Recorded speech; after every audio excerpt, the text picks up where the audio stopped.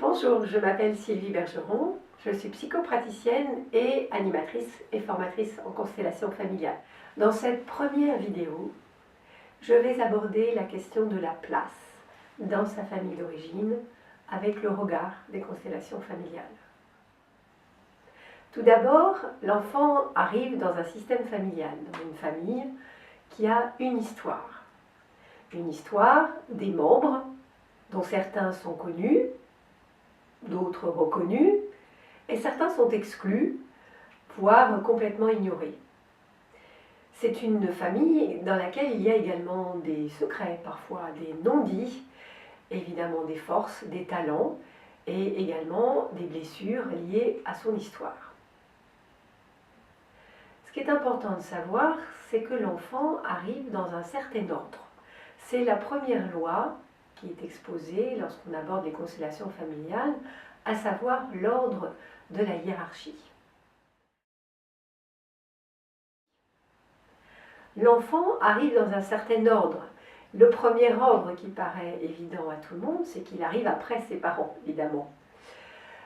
Et je reviendrai là-dessus tout à l'heure, parce que nous verrons que bien souvent cet ordre-là n'est pas si respecté qu'il en a l'air. Et puis d'un point de vue horizontal, l'enfant arrive également dans un certain ordre par rapport à ses frères et à ses sœurs. Et cela qu'il ait connaissance de l'existence ou pas de ses frères et de ses sœurs. Et là je parle également d'enfants morts ou d'enfants vivants.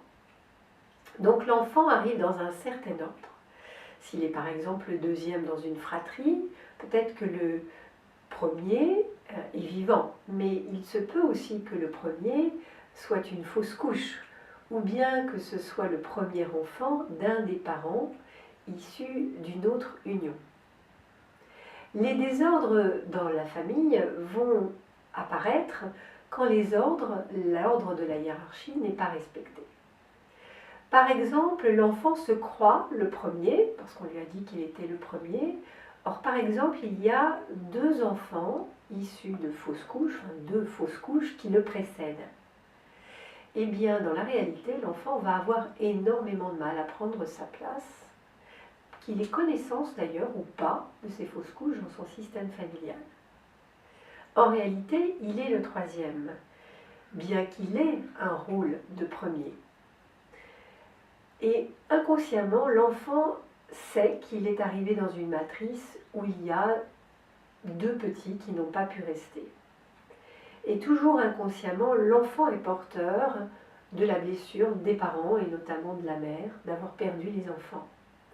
Et à un certain niveau de son être, il se vit comme un enfant de remplacement, avec toute la difficulté que ça peut comporter d'avoir du mal à prendre sa place, à prendre sa vie. Parce que, au fond de lui, cet enfant se dit peut-être si les autres avaient vécu, peut-être que moi je ne serais pas là sur la planète Terre. Et il va s'empêcher d'être heureux, il va avoir du mal à s'incarner, à prendre sa place, que ce soit dans son couple, dans sa famille, ou bien même dans son travail. Ça, c'est pour la place dans la fratrie. Il peut y avoir plein d'autres raisons.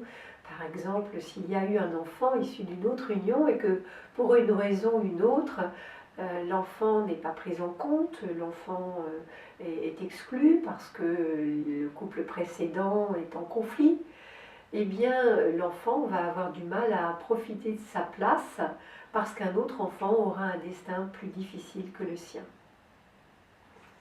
Ça fera le lien avec une autre loi que nous aborderons dans une autre vidéo, qui est la loi de l'appartenance.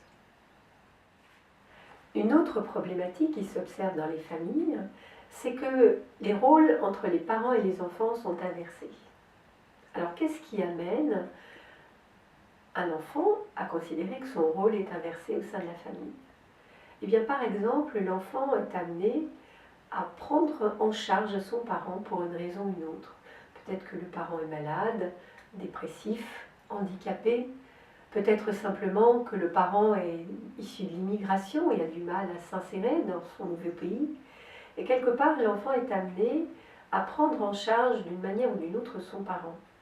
Une autre raison également qui amène l'enfant à ne pas se sentir à sa place, c'est s'il est amené à juger ses parents. C'est-à-dire que l'enfant se sent supérieur à son parent.